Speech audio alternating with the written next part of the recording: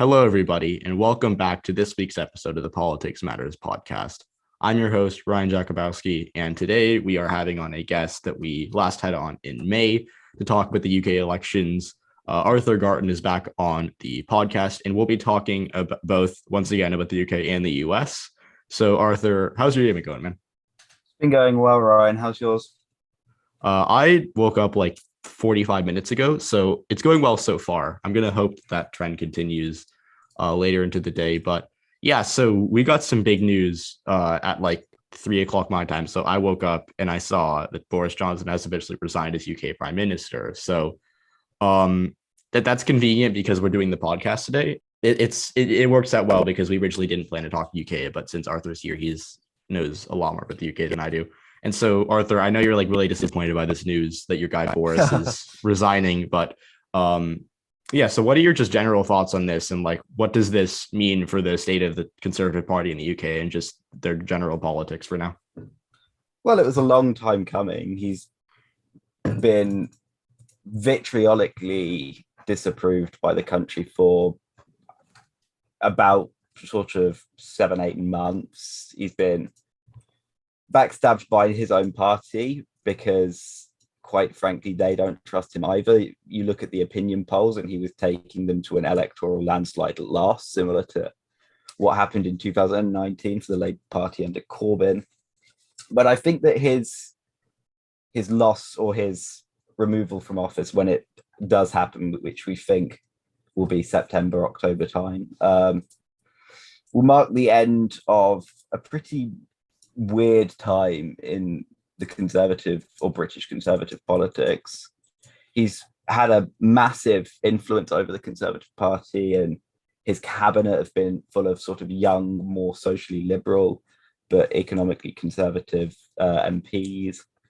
And I think that whoever becomes the next Prime Minister will see a big change both in British politics and in Conservative politics. So when do you expect a general election to be called?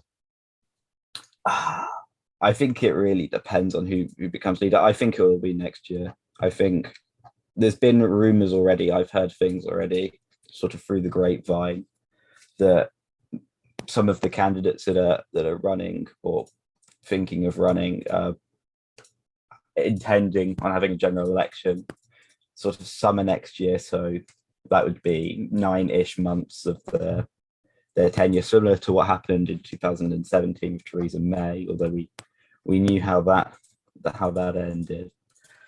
I think what you'll see is the Labour Party. The Labour Party are already massively pushing for a general election, so are the Liberal Democrats, because they know that they're both going to net dozens of seats if the current climate holds. We've had a Redfield and Wilton poll out just a few hours ago, which had Labour up 12 on the Tories. But what I found more interesting was that if you add Labour's vote up, the Liberal Democrats vote up, and the Greens vote up, you get 62%. And if you add the Conservatives vote up in Reform UK, which was formerly known as the Brexit Party, that's Nigel Farage's sort of group. If you add those two up, you're on 33%. So that's a 29% difference. That is absolutely colossal. And I think that whoever ends up getting elected as our next Prime Minister needs to make a massive change on issues like inflation, on social issues, particularly what's been quite controversial over here is the Conservative U-turn on banning conversion therapy, and they're are they now against banning it? Well, they were for banning conversion therapy in all cases, and now they're making exceptions that it will be allowed to continue in the case of transgender individuals. So sort of taking from the playbook that we're seeing over in the United States. That's been sort of a heated issue over here. The issue of the environment's always sort of a big one.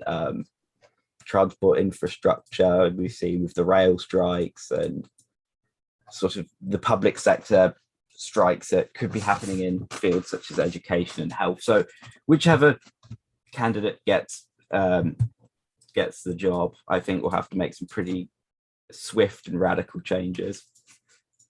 Yeah, I mean, it certainly seems like the Tories are pulling like like historically poorly right now. And in my 10-year paying attention to UK politics, which in fairness isn't super long, but like this is like the first time I've always been someone who has never believed in the Labour Party, especially after 2019, and this is like the first time I can like reasonably look at the numbers we're getting and say, oh my God, Labour is, you know. And there was a poll that came out this morning that showed that Boris Johnson is now less popular than Jeremy Corbyn, which I don't think I've seen a number like that ever. So that just goes to show, I guess, how down bad the Tories are right now.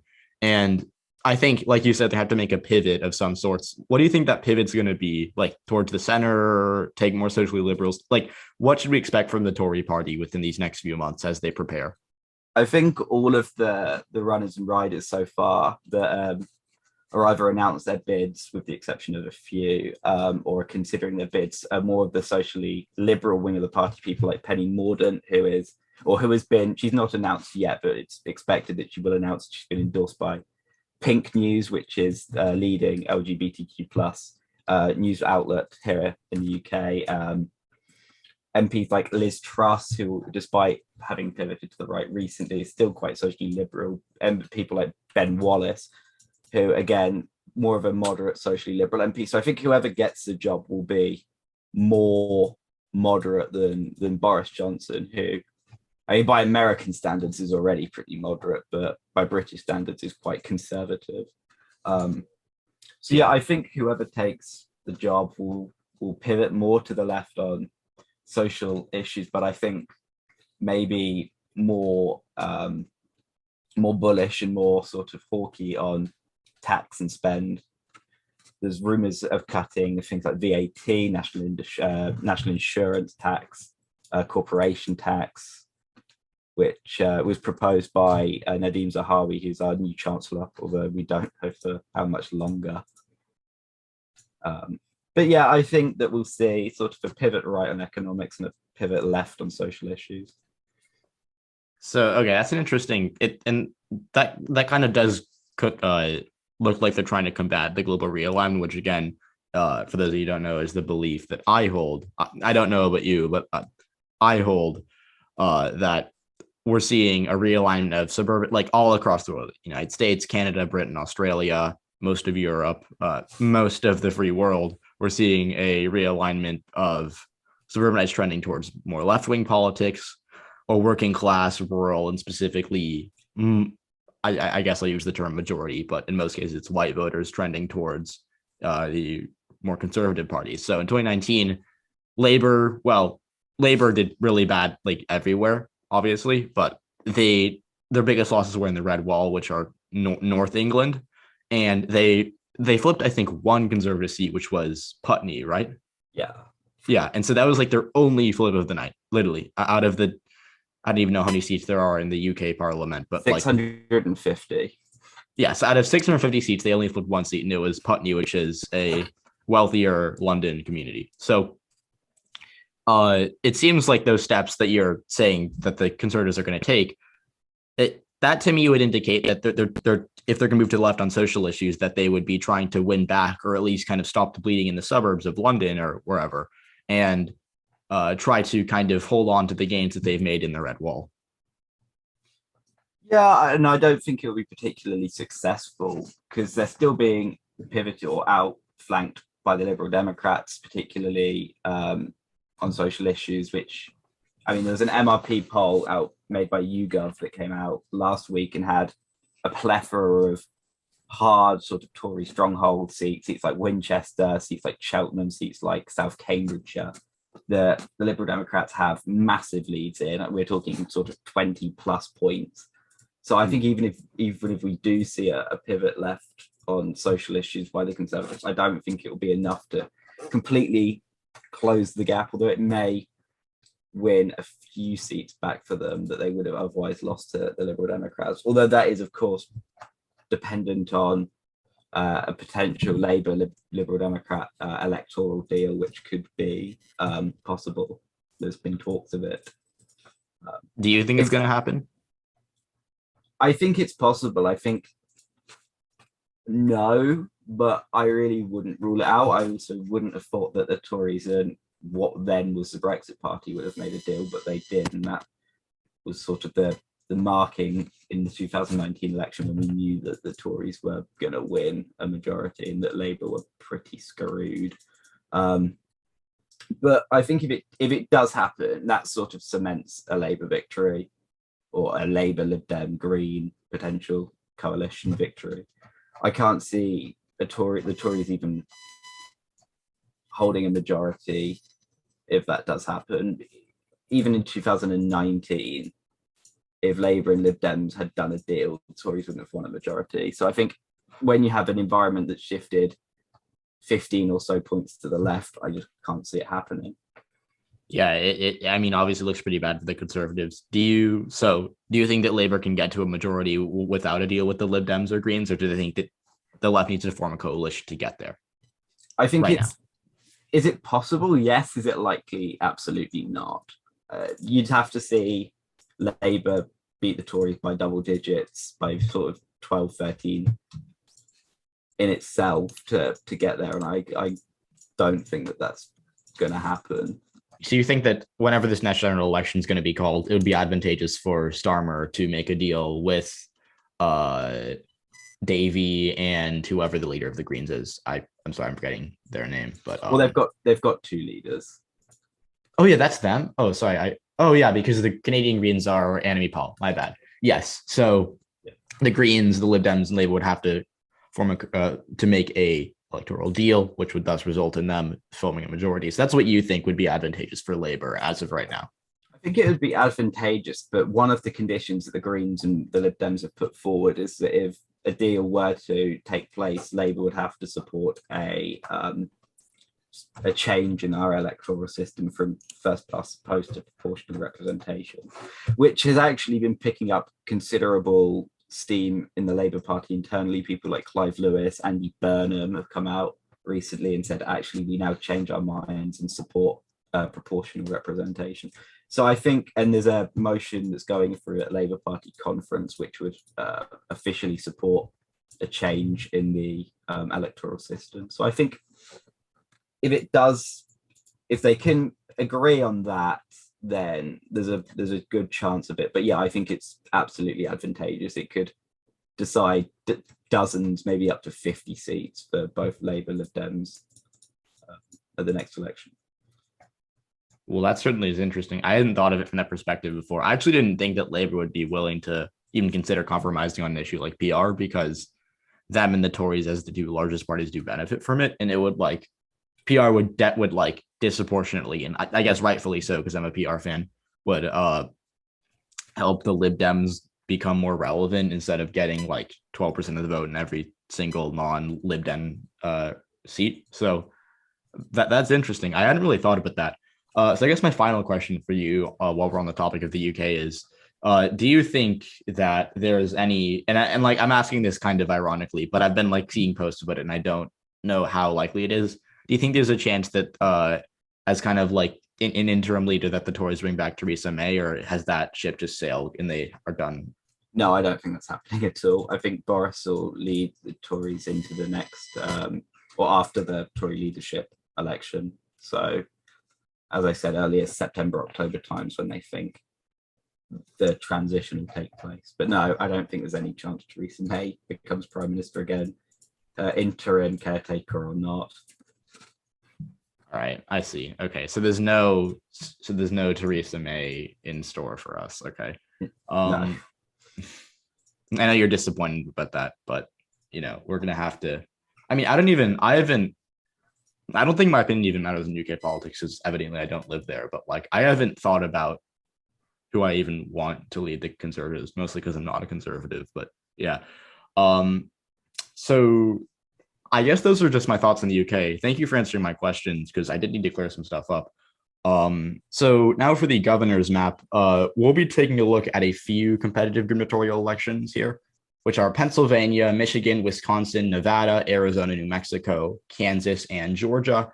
And so I currently have the Democrats of these ahead in Nevada, Michigan, and Pennsylvania, and I have them losing in Kansas, Wisconsin, and Georgia. So I guess start with Pennsylvania, where there's been a lot of hope for Republicans from Mastriano for, I think, kind of silly reasons. What do you think about Mastriano and Shapiro in Pennsylvania? I think it's tilt D. I've been going back and forth on whether it's lean or tilt, and I'm using tilt ratings for once. But yeah, I think it's tilt D. I think that's appropriate. I think there's clearly a subsection of R leaning independents that aren't so keen on Mastriano. I think that's natural considering they had a grueling primary and Shapiro went uncontested. But I think if you take into account sort of the fundraising and the polling, which hasn't been great for Shapiro, but it's not been horrific, I think it's justifiable to have it as a slight D advantage at this point. But of course, that could change. I don't think that Mastriano's as bad of a candidate as some people hyped up, particularly R's or some moderate R's before the primary who have changed their views on it. But there we are. I think, yeah, tilt D. Yeah, I agree with the tilt Democratic rating. I originally kind of jumped to lean D, but the thing with Mastriano that I didn't, I think, fully take into consideration when he first won the primary was that he's probably going to outrun Oz in the rural areas because Oz has had like this lingering like unpopularity from the primary. And when you look at Mastriano, I think that like the election people who think the election is stolen 2 years later are going to come out like in droves for Mastriano, which is why, because like usually, like if you're making the case for the Democrats to win Pennsylvania, part of it is that rural turnout drops a bit. And I think Mastriano helps that. But obviously, he would lose support in the suburbs, specifically Chester and Bucks. And I don't really I'm not fully sure how Bucks is going to vote. I think Shapiro's the favorite there, but like to me, it's mostly just a game of Philadelphia turnout. That's the thing I'm most interested in, and that's why I'm like a little less bullish. I mean, I've been called a Fetterman doomer by people, so I guess if that's what I am, it's mostly because of Philadelphia turnout. And so the thing with Shapiro is that I don't know if he is going to get out specifically in Philadelphia, like the black vote for the Democrats, because they need black voters in Philadelphia to come out for them to win the state with all the support they're losing with working class voters, which, by the way, is not going to revert just because of John Fetterman. So I'm kind of on the thought process of like Shapiro's a good campaigner. He outran Biden. He actually did very well in Philadelphia in 2020. And I think he'll be fine against Mastriano because I just think the Philly area is going to be a lot stronger for Dr. Oz than it is for Doug Mastriano. But yeah, I'm a little less confident than I was originally. Also, I just want to say that like the Republicans who are saying that this is like lean likely Republican are I think that's definitely a wish cast. And B, how much cash does Mastriano have on hand? It's like 400K, right? Yeah, it's like 500, I think. Yeah, it's like, and then Shapiro has like $30 million. The RGA don't seem to be interested in this race. The Democrats are going to do everything they can to hold Shapiro here. I think like when the chips are down, I think I'll take Shapiro here. So I've got him as a slim favorite, but it's Pennsylvania. It is a red wave. Mastriano still has a path here. So I guess I'll start on Michigan. So this race, I think people are like I've heard like people saying it's likely D. The thing with this though is that I don't know how good Detroit turnout's going to be, and kind of that string of cities in the eastern part of the state is concerning for me if I'm a Democrat. Detroit, Flint, even Saginaw, and also Lansing, of course, I think aren't going to be fantastic for Democrats. The reason that I still have Whitmer ahead is because she did well there in 2018, although again, that was against Bill Chouette, so who knows. But I think that she's going to do, I think Whitmer will probably win at least 7 congressional districts, maybe 8.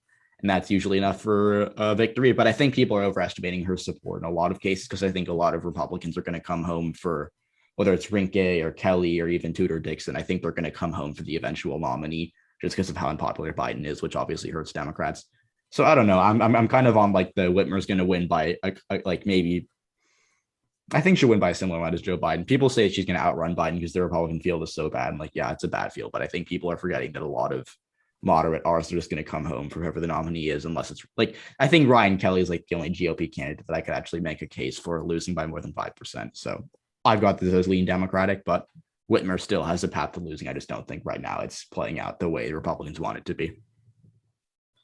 Yeah, I agree. Lean D. I have it as lean D, and I think that the Republican field, even with James Craig, I think was still pretty weak. You didn't have a single elected official running.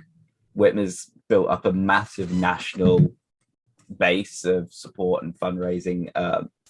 She's on the whole fairly popular. I mean, for a swing state governor, has impressive outside of the Northeast.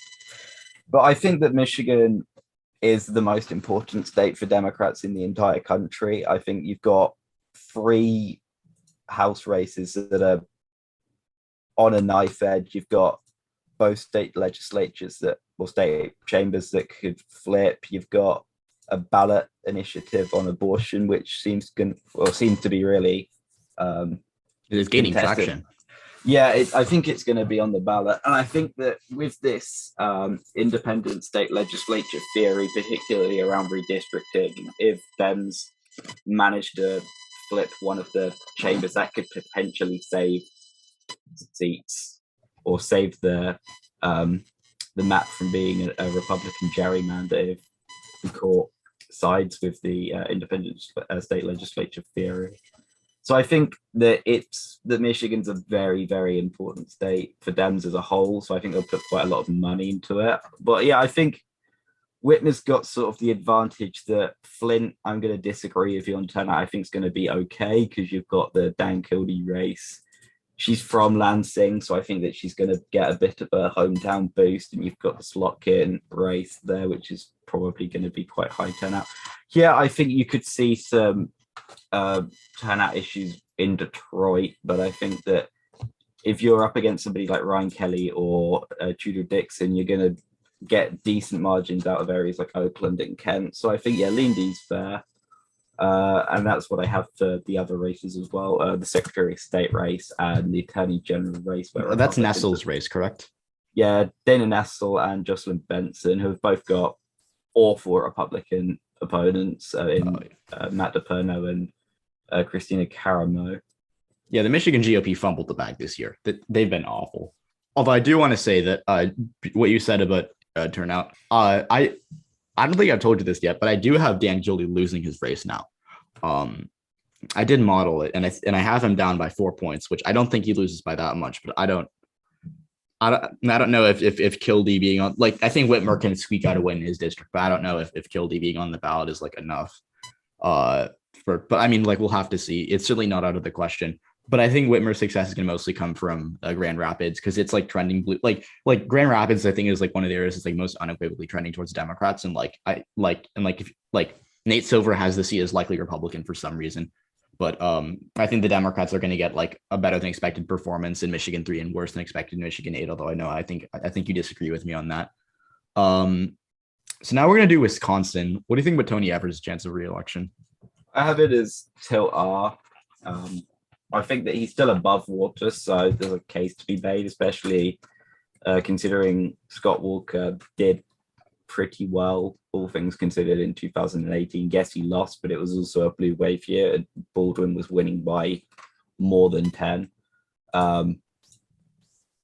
So I think that he's the slight underdog. I think whoever, I know they've got a pretty contested primary, but I think whoever ends up winning that will be the slight favorite. I think that, yes, Dane County turnout's probably going to be high as usual, but I'm really not sure how Milwaukee's going to end up doing. And if you don't get the high turnout there, you're going to need margins in the driftless area, which, to be fair, Evers did get in 2018, but whether he can replicate that, I'm skeptical of.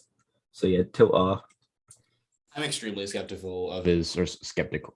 God, I can't talk. Of Evers' coalition here, because I think like the Walker point is fair. Like I can see the argument for popular governors have a hard time losing in even a state like Wisconsin. But the thing is, I think that's more because I think that like the Democratic base in Wisconsin, I think, has a lower floor but like higher ceiling, if that makes sense. Because like you can get victories like Tammy Baldwin in 2018 where she wins by like 11 points. Now, in fairness, that's because Leah Vukmir did not really contest the race, and a bunch of other factors helped her, but like it was still a very impressive performance. And also, like I think that like the Democrats have like 3 or 4 ways to win Wisconsin, none of which on their own are super likely, but like when they come together, it gets like 10-point victory statewide.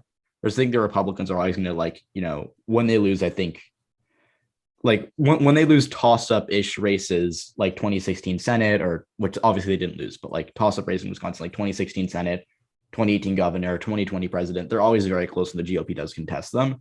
I'm skeptical of Evers' ability to win re-election in a red wave year, especially where his coalition is not like very like I don't think it's very reliable, I guess, because like you said, he did very well with working class driftless voters in the 2018 election, and he did worse with Wow. And he'll probably do a little better in Wow this time, but I think he loses like a ton of support um in the driftless and in like the Wisconsin 3 area.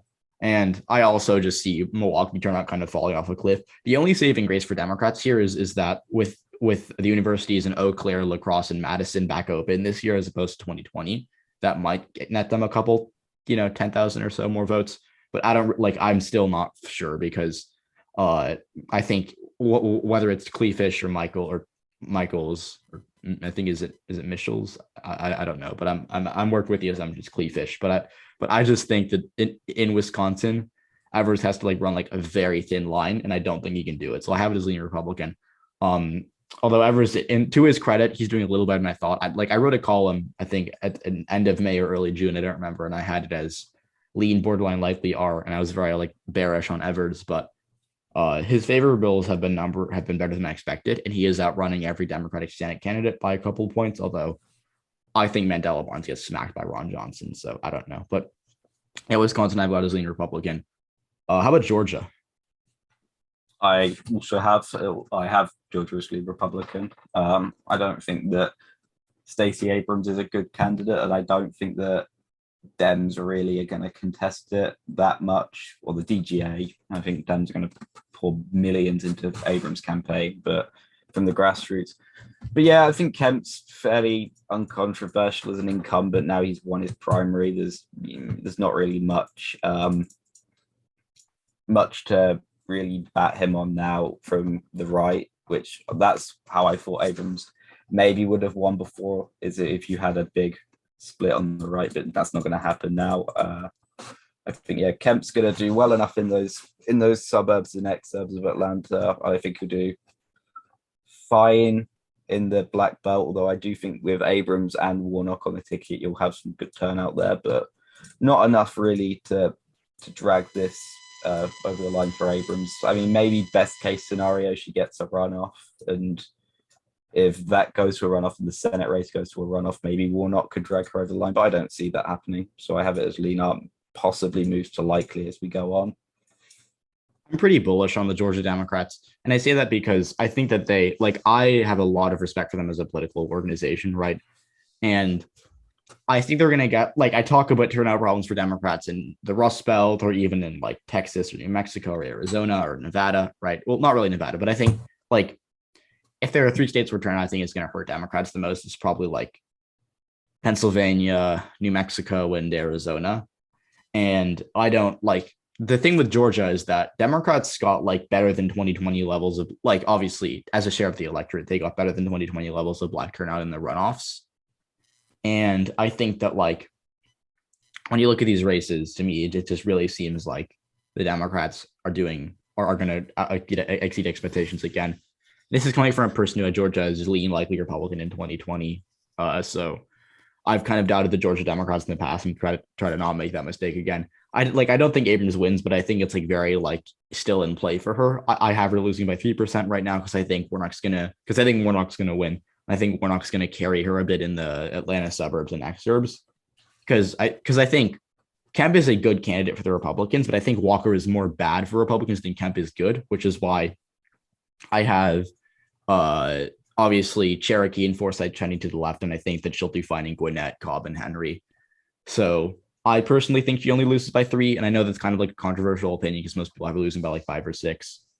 But I'm kind of the opinion that Abrams will do fine with black voters. I think she'll run even with Warnock with black voters and only run a few points behind in the suburbs, which is why. Because the thing is, people talk about Abrams as if she's going to run 12 points behind Warnock, right? And the thing is, where do you get that from? It's people who say, oh, she'll run behind him in the suburbs, but I don't think she will by a ton. So I'm of the opinion that she only runs 3 or 4 points behind Raphael Warnock. So I've got the latest leading Republican. All right, we'll do Kansas next. Laura Kelly. How much of a chance does she have of winning? I think that she has a better chance of winning than many people on ET say that she does. I still don't think that she wins. I think it's lean Republican, and I think that she'll probably lose by 3 or 4. But she's popular, not popular enough. I think if her approvals were sort of hovering around the 60 mark, that it would be a toss up. But I think that she's gonna lose. I think that our opponent this time is no Chris Kobach. There's not really the independent vote splitter on the right. I think that it's lean Republican. She'll lose. She'll put up a good performance. Probably end up in the admin somewhere. But I think she's got, I'd say 25% chance maybe. She a lean, but I don't. That's like kind of 25 to me seems like very like. I mean, obviously, like this isn't like me like saying you're wish casting, but like that seems like very generous because like Kansas voted what 17% to the right of the or no, not even that. It voted like 19% to the right of the country in 2020, and like Kelly's not unpopular, but like I don't see like what like let's say by some miracle Kelly does win. What does her coalition even look like? I think it looks like really, really jacked up margins around the Kansas City suburbs. I think high turnout across the board in, I think it's Lawrence County, right? Yeah, that's yeah. And maybe sort of not getting completely blown out in the rurals. I think whatever happens, the GOP will do well in Wichita. I think it's just sort of the type of area that will swing to the right and they'll have pretty good turnout in. So I don't think that she'll do great there, but everywhere else, if she can get the margins that she needs in those rurals, and if she can get the turnout that she needs in sort of around the Kansas City area and Lawrence County, then I think that she has a potential chance. But yeah, she's still liked. She's still over 50% in approvals. I think she's in the mid 50s, which is why I'm not completely ruling her out yet, but I still think she loses. Yeah, I mean, I just have a hard time like envisioning because that would require her to win like a lot of Trump suburban voters, and like while they still exist, that number of Trump suburban voters, especially in eastern Kansas, kind of declining. And so for that reason, I think Kelly is going to like. I don't even know if she runs because the thing is, she's an incumbent governor who's like these, like she's a good campaigner. I think that she'll like do fine, but like I don't know. Derek Schmidt, I think I think he's like the best candidate they could have gotten to run against her, and I'm just having a hard time seeing why voters would like cross like why like Republicans would cross over vote for her in a Biden midterm, which is why I have it as likely Republican, and I have her losing by I think 12 right now. So I don't really, and like there is a theoretical path, but I'm like very like this, and I think like Wisconsin are probably like the races, or yeah, this and Wisconsin are, like the two gubernatorial races, but like I'm like most like doomerish on Democrats. So I've got Kelly losing by double digits. How much do you think she loses by? I think 3 or 4, but yeah, I feel like if she doesn't lose by sort of 3 or 4, she's gonna lose by a lot. I don't really see how she loses by 8 or 9. I think she either loses by a lead margin or she loses by what borders on a safe margin. And I don't really see there being much of an in between. Okay. I mean, that's an interesting take. I think that she's gonna kind of fall everywhere, but I mean, perhaps. I mean, I wouldn't mind. I'm a big Laura Kelly fan, but I really don't see a path for her. How about New Mexico? That's an interesting one. Are we using toss ups? No, we don't do that here. That's a cop out. I'm putting you on the spot here. I'll go tilt them. I'll go tilt Michelle Lujan Gresham. I think that Mark Ronchetti is a really, really good recruit from Republicans. I know that he lost in 2020 to Ben Ray Lujan, but he put up a very solid performance. I mean, I think he got closer than Sarah Gideon or Teresa Greenfield did, and those were expected flips on the Dem side. I think Michelle Lujan Gresham's got some bad scandals, but I think she's got a sex scandal that's not really going away. Although the polling that we do have of the race has her doing pretty well with Hispanic voters, which could give some hope for Dems in New Mexico's third, which is why I have that as likely Dem. And it seems like Ron Chetty's doing really well among the Albuquerque white voters. So I think that she has the slight advantage, but it could go either way, which is why I'd usually have it as a toss-up. But I mean, yeah, do you think that Ron Chetty is going to do significantly? Because like the thing with New Mexico is that it's like a small enough, like in New Mexico's decided of like even like Arizona, I'd probably have the Democrats favored. But I've got this as like, again, it's a pure toss-up. I've actually moved away from lean Dem to toss-up. Although again, I don't use toss-up on the podcast, so I gave Ron Chetty like the narrowest of edges. And I say that because like I wrote I don't think you read it, but I wrote a column about this on I think was it Wednesday? Yeah. And I wrote about this race because I kind of wanted to like dive deeper in it because I hadn't really taken the chance to do that yet. And so I looked and I was like, wow, Ron Chetty actually doesn't have to do that much better. Because in 2020 he had no funding and he lost by like 6% to Ben Ray Lujan, who was supposed to do better in the rural areas than he actually did. And so I think Ron Chetty is a good candidate. Like people say he's a very good candidate. Like I think he's actually like extremely good. I think he, like you said, he was the best recruit, other than obviously Susana Martinez, but like she can't run. And so I think like the thing with New Mexico is that the turnout in rural areas is going to fall everywhere, but I think it's specifically in like the northern Hispanic areas, and that really hurts MLG. And I also think that Ron Chetty is going to like do really, really well in the Albuquerque suburbs because there's like some bit of like lag in the trends there because like they're trending blue at the federal level, but like I don't know for like a gubernatorial election, I think there's gonna be some lag there. And if like this sectional does not seem to be going away, like you said, so like if this remains like a big issue in this race, I could just see like Ron Chetty kind of pulling ahead with like moderates and in the ABQ metro because he doesn't really have to overperform too much in too many places. So I've got this race as tilt Republican. that's okay, how about Arizona? Oh yeah, wait, sorry, what? I'm going to disagree with you on the turnout in the northern counties, not particularly among Latinos, but I think that in the north you have lots and lots of native voters. And there's an article, I can't remember who it's from, detailing the native voters in New Mexico, and they are very, very high turnout or high propensity voters.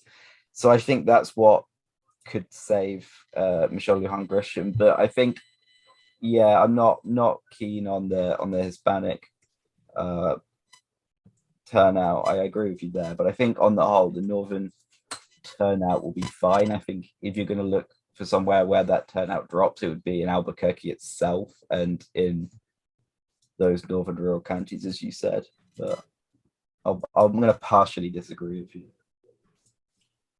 I mean, the thing with that though is that I think Democrats in New Mexico are like weirdly good at turning out the Albuquerque area, and I don't really know why, to be honest. I can't really like put my finger on it, but like they did very well in was it the first district special election last year where Stansbury? With Melanie Stansbury.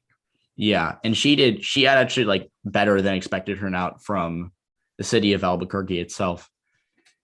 And I think like obviously like I'm not saying it won't be a problem, but I do kind of see a scenario in which the Democrats fall in just the metro, like the suburbs and the city. But I think more the suburbs is going to be Michelle Lujan Grisham's problem. What do you think?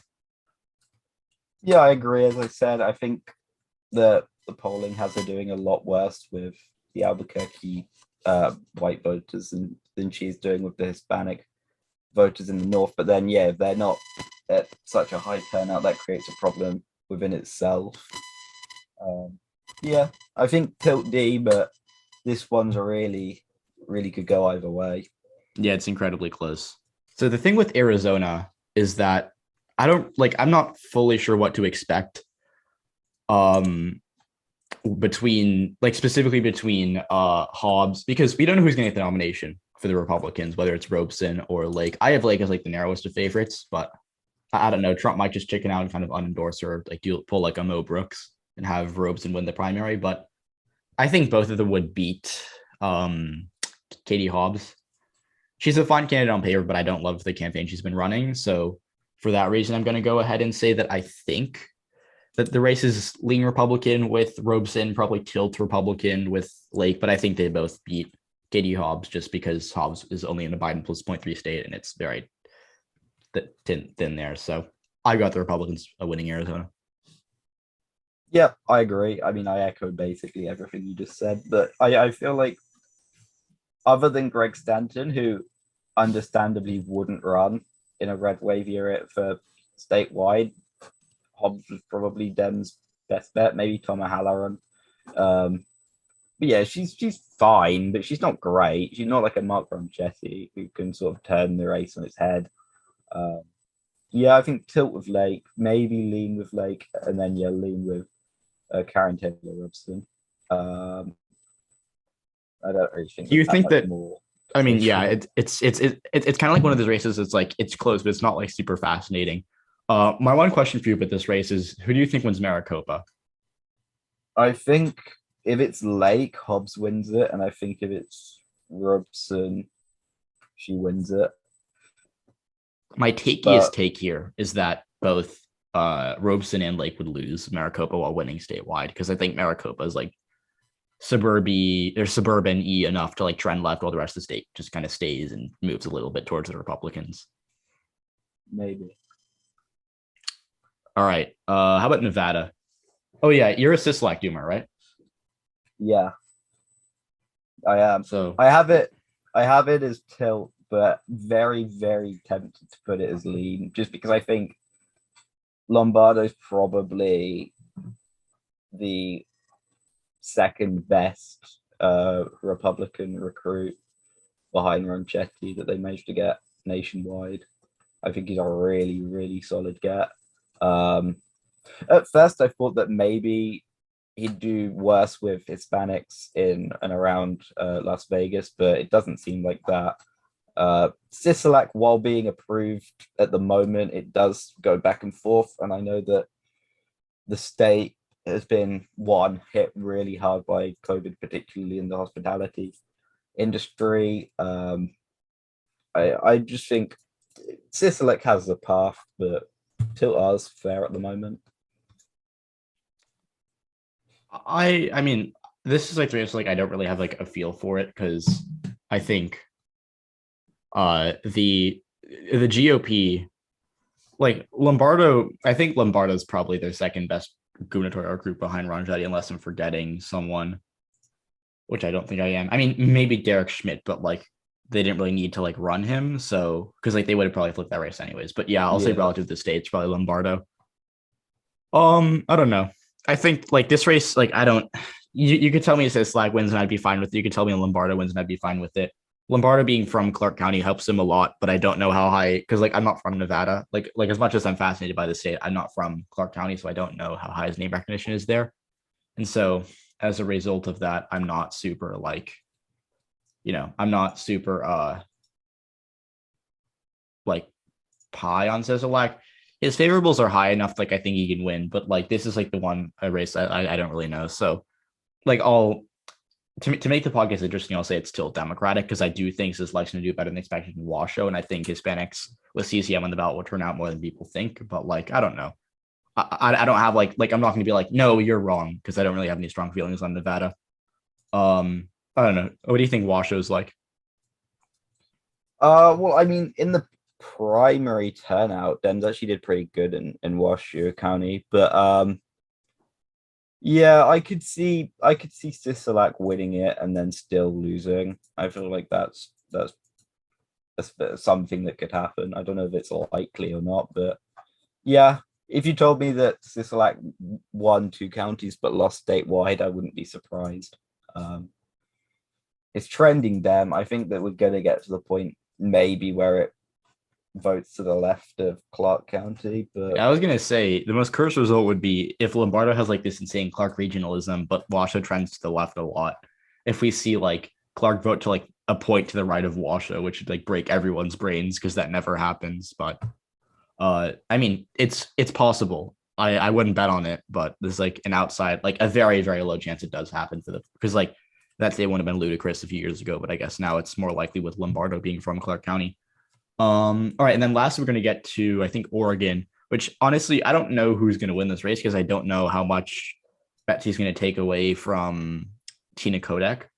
I've got this race as leading Democratic just because it's Oregon, because I think it'll come home, and it's always weird in governor elections. And I don't I like this race. I just have no strong feelings on. I don't really have a feel for it, to be honest. I'm just kind of perplexed by all of it because there was an internal poll that was released that had the Republican in third place behind the independent, I think Betsy Johnson, and Tina Kodak, the Democrat, in the lead. But again, that's internal. Don't know how much to make of it. So I'll just turn it over to you because I don't really have any strong feelings here. Yeah, I think leading them as well. I think Kotek will win. I can't see Betsy Johnson getting second, let alone within 3 of Kotek.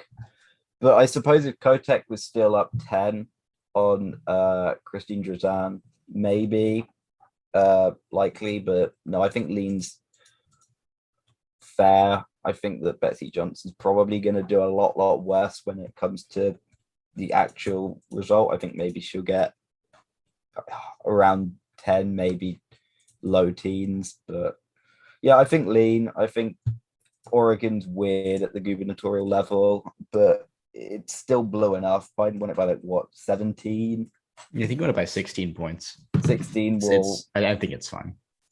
I think, Dems hold it. I think Kotek will win, not by an inspiring amount, but it's enough. It's blue enough. So yeah, I think she'll hold it.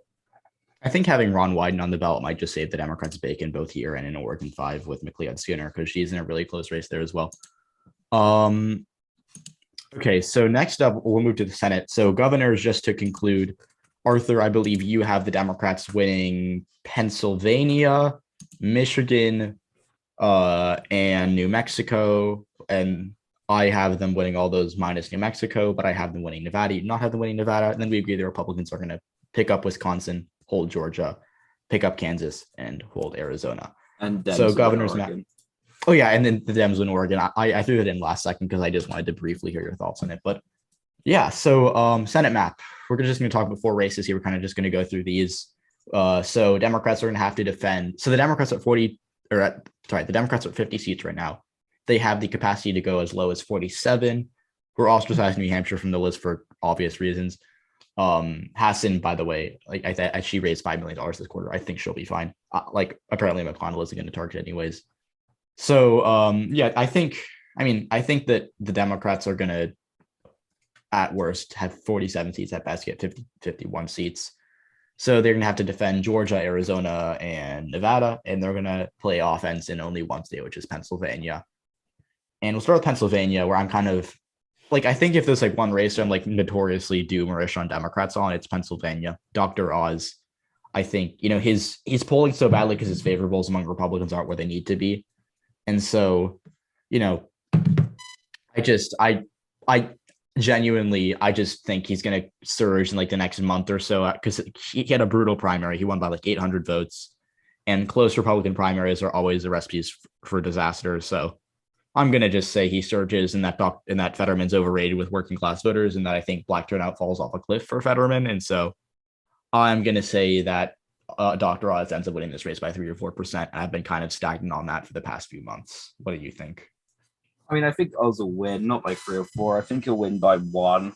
I think he's actually a pretty good candidate for the suburbs, despite what polling says at the moment. Yeah, I agree. It's going to be particularly attributed to his shoddy ratings with Republicans and Republican-leaning independents. I think Fetterman will do well-ish in the rurals, but yeah, not some early 21st century, late 20th century Dem massive win in Southwest Pennsylvania. Although I do think he'll carry Erie County, but I can see Oz winning Bucks and Northampton County. Erie is really weird because it's usually Dem down ballot, but it's more competitive at the federal level. So yeah, it's kind of weird. Oz doesn't have the fundraising problems that Republicans like Adam Laxalt and Don Baldich would have. So I think Tilt R and Oz wins by 1 is where I'm at. But I think we could see Fetterman lead polls all the way to the election day and then have a Katie McGinty moment and lose anyway. Yeah, I mean, the thing with McGinty is that I think it's kind of like the reverse thing because McGinty did like she outran Clinton by a couple points in working class and rural areas, but she did like she lost Chester County, which was a terrible result for her. So I don't know. I think Fetterman's going to do fine in Chester, obviously, but I still think he bleeds support in rural or in a suburban Philly, just because I don't think he's because I think I've said this for a while and I'll say it again. And like I know a lot of people disagree with me on this, and that's fine. One of us will be proven right in November, I guess. And if I'm wrong, obviously I'll take full accountability. But my thing with Fetterman is that I think his candidacy is propped up among by false assumptions.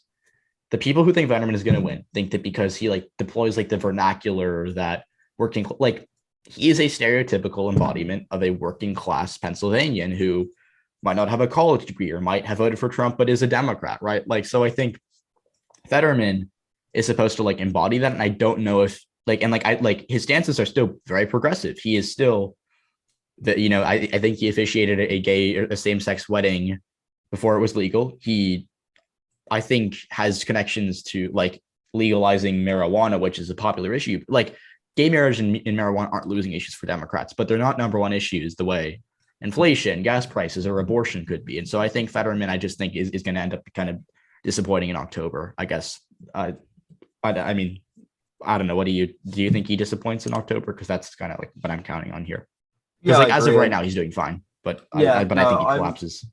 I'm with you on that, and I think that I think Oz would be smart to counter the weird sort of white working class aesthetic that Fetterman's trying to pull off, because the guy's got a degree from Harvard and he sends his kids to one of the elite private schools in Pittsburgh area, which actually has got him lots of heat with the Pittsburgh left. People like Summer Lee have actually sort of gotten heat with that and over that. But I think he's a good candidate, but yeah, he's not sort of some electoral god that some people on ET say that he is.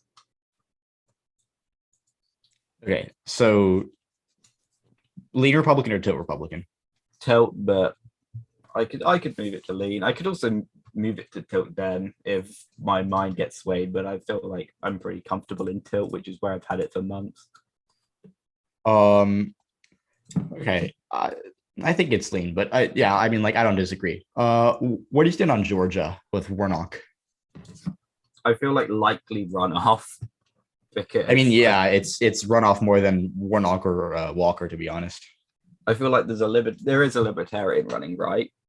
Well, Shane Hayes is running in the governor's race, but I think there's I know Shane Hayes is running, yeah. But Shane Hayes is like a troll, so I don't really know.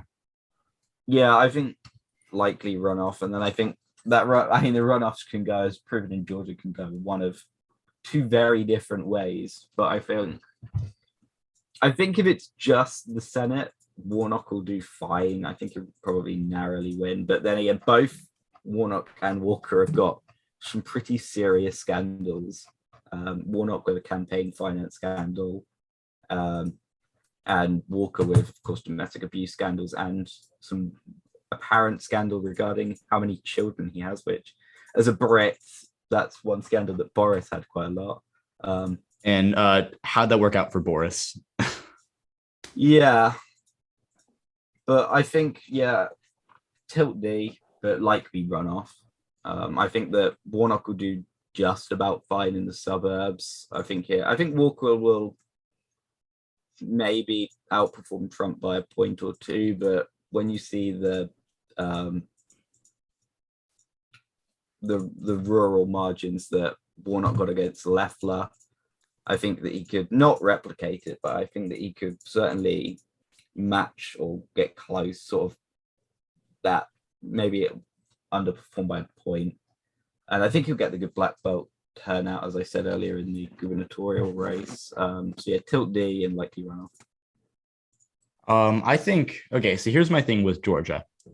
I think when you look at Forsyth, you look at Cherokee, those exurbs, I think they're going to move towards Warnock. And I think that Cobb, Gwinnett, Henry, Newton, the suburbs, the wealthier Atlanta suburbs, I think are going to stay where they were, or maybe move like a tiny bit towards Warnock. But I don't, because like I really believe in the trends in North Atlanta and the suburbs. I really think they're going to help Warnock, and I think like his campaign finance scale doesn't like help him, but I think it's hard for Warnock to call that out when he has like 12 million more scandals. Because like Walker has many advantages in this race. Having the moral high ground is not one of them. And so for that reason, I'm gonna say that yeah, I think, this is the one race where I think like the Georgia Democrats are really good at creating their own turnout with Abrams and Warnock. I think Black Widows are going to come out for the Democrats, and I do think Herschel Walker's going to lose just because he's such a bad candidate. Like anyone else, this race will lean Republican. Gary Black, even though he has I think you tweeted like he has like the charisma of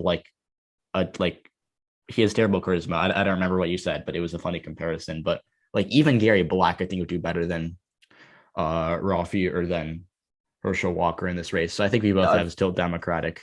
I've dissed Gary Black on many things, and I still think that he'd do okay. But actually, I need to let me search up what he says. But yeah, I agree. Forsyth and Cherokee could move towards Warnock. Yeah, because the thing is, Democrats have so much room to grow in the excerpts. Yeah, I found it. I tweeted on the 29th of June, Gary Black's got less charisma than an ingrown toenail, which is true, but I mean, that's honestly kind of generous to an ingrown toenail, to be honest. But like, let's be real. He probably would have won this race because he just has less capacity to make mistakes than Herschel Walker, because Herschel Walker is like the worst Senate recruit of this cycle for both parties. I think he's just an awful candidate. All right. Do you want to do? Argue maybe Mandela Barnes was worse, but yeah, I don't. Mandela. The thing with Mandela Barnes is that I think he's choosing to lose by 9% instead of like 5%, but it doesn't really matter. My heart will not be broken on Wisconsin because as much as I hate Ron John, he's going to win re-election. It's just a matter by how much. All right. What are your thoughts on Arizona? Can Mark Kelly hold on here? I think he can. I think Blake Masters is running a pretty terrible campaign thus far, pissing off basically everyone, even alluding to privatizing Social Security in Arizona-able states. Such a stupid.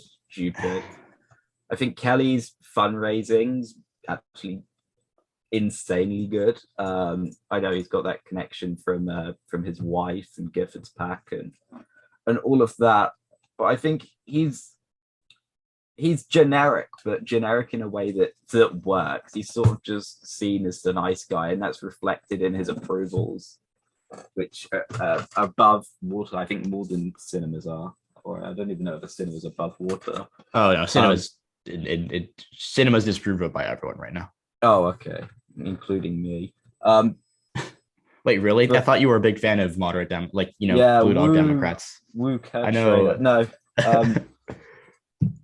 Prior to he stands Social Taurus Small. Prior to standing Social Taurus Small, he was Kurt Trader fan. So I don't know, dude. Seems like you like Blue Dog. Yeah, Henry Cuellar fan. No, I think my God. I think that as it stands, I know it's too early. We've not even had the primary, and a lot can change. But I think Masters wins the primary. The general, I think Kelly. I think that he narrowly wins. I think he wins by less than a point. I think this will be the closest race, and for that, I have it as tilt. The polling suggests, and I know ignore the polling before Labor Day, but has him up even against generic Republican, which says something considering it's the generic Republican state. Yeah. And generic Republican always seems to do very well in those polls. I mean, like, honestly, they should really recruit him to run because it seems like he wins every poll, but undecided as well, Especially undecided and generic Republican are two really good candidates who have yet to launch their campaigns, but I think they'd win. Yeah. Especially in goofy polls from February. Undecided's polling really well. On a more serious note, I think Kelly loses because it's Arizona. Biden's unpopular. I think Hispanic turnout. No one likes Biden, so Hispanic turnout falls. I think the Maricopa suburbs are very likely to kind of just trend away from the Democrats. And I don't know. I think, I mean, just to kind of be short here, I just think that Matches isn't there for Kelly. Matches is running like a really stupid. Like, did you see his sign? It's like Blake Matches won't ask for your pronouns in the U.S. Senate, which is like, okay, dude, cool. But like, where have I heard that joke other than every like bad Republican campaign in swing states? So he's not running a good campaign, but I just think he like wins by 2 just because the state's partisanship. Okay. We should do Nevada now, just really quickly. I got Cortez Masto winning for essentially one reason. It's that Biden He didn't campaign in Nevada. He did not care. He made a decision that if he did not win Nevada, he was screwed anyways. So why care about Nevada? He was right. He won it by the same margin Hillary did, and Hillary got very good margins with Hispanics. I think Cortez Masto will campaign better, and I think she's going to do very well with Clark County voters. So I have her winning the Senate race by the skin of her teeth. It's one of my hotter takes. Most people have her losing, but I think that the coalition just isn't there for Laxalt. I think he's not good enough to flip the seat against a better incumbent like Cortez Masto. So I've got the race as still Democratic. I have it as tilt R, and I really like Cortez Masto. In fact, I think that the Dem Party as a whole would be in a lot better shape had she been offered the VP slot instead of Harris. I feel like we'd be in a way better shape. Oh my God, if only. But I feel like she's still got a good future. She's very popular. She's still in the grand scheme of things quite young, but I think this isn't her year. Although I think that the path is there for her, and she does have a simple path, which is get high Hispanic turnout. And if she doesn't manage to, I think if she does get that, she wins. But if she doesn't, then every single other path for her is closing rapidly. So yeah, I mean, my voice and my opinions have been heard on Laxalt. I don't think that he's the best candidate. In fact, I don't think that he's particularly good at all. But comparative to what could have been run, I mean, other than maybe a Joe Heck rematch, he's the best that they've got. And for that reason, I think maybe tilt R. I still feel like CCM has a very plausible route to victory, as I said, through high Hispanic turnout. But apart from that, yeah, I think Laxalt will narrowly win, and that will seal it for the Senate. I think 51-49 GOP. So is that your closest Senate race? No, I still feel like Arizona will be closer. Okay. I've got Nevada as probably my second closest Senate race behind Georgia. I just think Cortez Masto is going to have a little bit of wiggle room because Biden did so poorly with Hispanics in Clark County, but because he did so well in Washoe in the suburbs, I think that's why he won by 2.4%. I don't think if Cortez Masto wins by 2.4%, that'll have been an impressive performance by all standards, but I think she'll win by maybe half of that because I think she kind of trades because I think Laxalt's the thing with Laxalt he's not super offensive, and that helps him with pro-choice suburbanites who might have otherwise voted. If it was Masters in Nevada, they would have voted for Cortez Masto, but I think they're going to come home for Laxalt because he's not super offensive or super right-wing populist, So I think that will help him in the suburbs, but I think he'll do worse than Trump with Hispanic voters. And I think rural turnout will be a bit of a problem because Lombardo's from Clark County. He'll probably be there a lot. And Laxalt's going to be probably home base to be Washoe. And there's no rural turnout for Republicans, which is what hurt them in 2018 because rural turnout, despite the fact Trump actually went to Elko to try to raise rural turnout in October of 2018 and did not work because just don't really want to come out to vote for Heller or Laxalt because they're both kind of mid, not super energizing candidates. So I think that rural Nevada, even though it doesn't really exist, it'll still kind of be a problem for the Republicans. And I think they're going to do worse in the city of Las Vegas itself, especially because COVID really hit Las Vegas super hard. And a lot of people did not have jobs in 2020. And I think a lot of that anger was tied to Democrats. Because by that point, it was clear that it was not, lockdowns or bust. It was lockdowns versus Trump tied lockdowns with the Democrats. He said Biden was going to lock down the country again. And I think that really hurt Biden with Hispanics everywhere, but specifically in Las Vegas. So I think Cortez Masto is going to be okay, but maybe that's just my kind of hopium on Nevada, but I don't know. Do you think Cortez Masto is going to do better than Biden in the city of Las Vegas? Yeah, I feel like she will, but I can still see, or I think that she'll lose at Washoe again. So I think that she'll overperform in Las Vegas. I think she'll underperform in Henderson and in Washoe. I think she'll probably run about even in the rurals. So she still loses, but yeah, I feel like she'll do better in Hispanic areas. Yes, I've been waiting to make this joke forever because I'm made fun of in real life because I like rural Nevada. And I know Arthur does actually enjoy rural Nevada, so I'm actually very proud of the fact that we both have a sort of appreciation for those small towns along the I-80. Yeah. I want an exact margin from the city of Winnemucca. What was the 2020 margin? 76% for Trump, I believe. Right, I am quite sure that Trump got 76% of the vote in the city in 2020. And I think he did a little better in 2016, but it was still around the same margin for Trump. Well, there's independents in none of these candidates as well. I think if you're going two-party share, 75-25 in Okay. Winnemucca for Laxalt, As you're obviously. predicting an R+50 margin in the city of Winnemucca. Yeah, All right. I'm gonna hold you to that, by the way. Like, you better not be wrong, man, because I'm which trusting is your sad because Winnemucca expertise. I like Winnemucca. It's a brilliant small. I mean, is it a big city? No, big town. It's like 5,000 people. Yeah, It's not super it big. felt really tiny, but comparative to some of the other rural Nevada towns and cities I was in, it felt large. I slept So overnight in Winnemucca. It holds a soft spot in my heart. I mean, yeah, it's actually a pretty cool area. But yeah, I mean, yeah, it's I like beautiful it. because you've got the mountain range. Dude, we Um, like honestly, Arthur and I could probably do a podcast just talking about how much we like rural because like it's such a fascinating area. It's so yeah, pretty. It is beautiful, actually. Like I haven't skied there before, but I want to ski there because like the mountains are beautiful no, in I've only Winnemucca. ever driven through it from going from Denver to Bay Area, but I did. I drove from Bay Area to Salt Lake City. yeah, on the I went Denver, Salt Lake City, Reno, and then Bay Area. Did you stay? But So you didn't stay in Winnemucca for that long? no, we were there for about an hour, but it was nice. You missed out. We were actually going to stay in Winnemucca next time. We just decided to drive the entire way because we didn't want to stay in Winnemucca again. I was Yeah. really sad about it, but we drove the entire way. Anyways, uh, if you want to hear more about rural Nevada, you can follow me on Twitter at Ryan Jakubowski, or actually not in rural Nevada, rural anything, because I think rural areas are cool, even though I don't like their politics.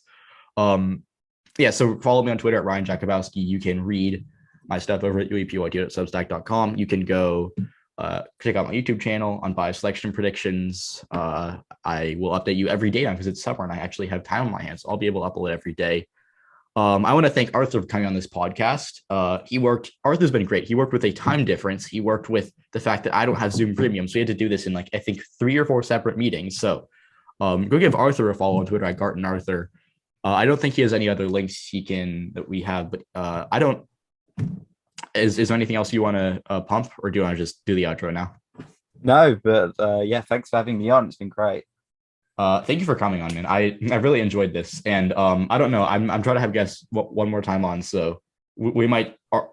If you enjoyed this podcast, you might want to come back. We'll always come back, obviously, because this is the GOAT podcast. But I think Arthur will hopefully be coming back to talk about our final predictions at some point in October. So whether Arthur likes it or not, he's coming back on the podcast. Thanks for listening, everyone. And yeah. Adios. Thank you. Bye.